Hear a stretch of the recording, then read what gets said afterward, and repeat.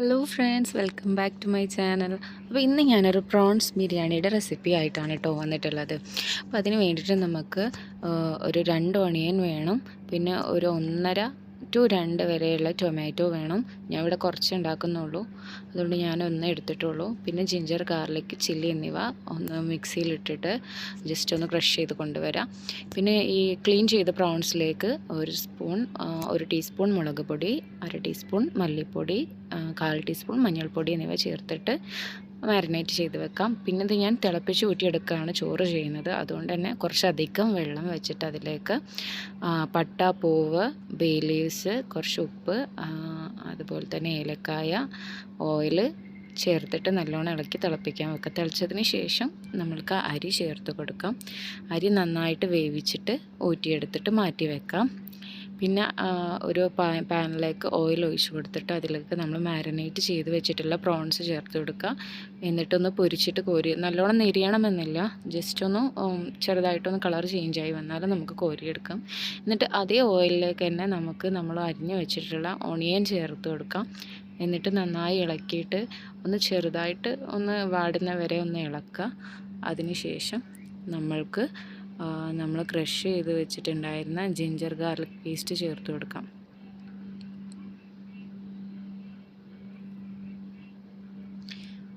Ginger garlic paste മുഴുവനായിട്ട് നമ്മൾക്ക് അതിലേക്ക് ചേർത്ത് കൊടുക്കാം. എന്നിട്ട് നന്നായിട്ട് ഇളക്കുക.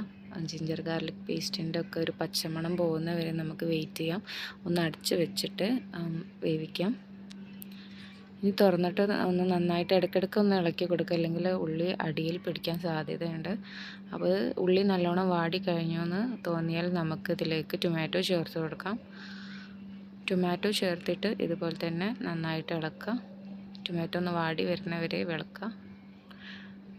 അതിനുശേഷം ഒന്ന് അടച്ച് വെച്ച് വേവിച്ചിട്ട് നമുക്കിവിടെ ബിരിയാണി മസാല അല്ലെങ്കിൽ ഗരം മസാല ചേർക്കാം. എന്നിട്ട് ഒന്നുകൂടെ നന്നായിട്ട് ഇളക്കാം. പൊടിയുടെ പച്ചമണമൊക്കെ മാറിക്കഴിഞ്ഞാൽ നമ്മൾ മാറ്റി വെച്ച പ്രോൺസ് പൊരിച്ച് വെച്ചത് അതിലേക്ക് ചേർത്ത് കൊടുക്കാം.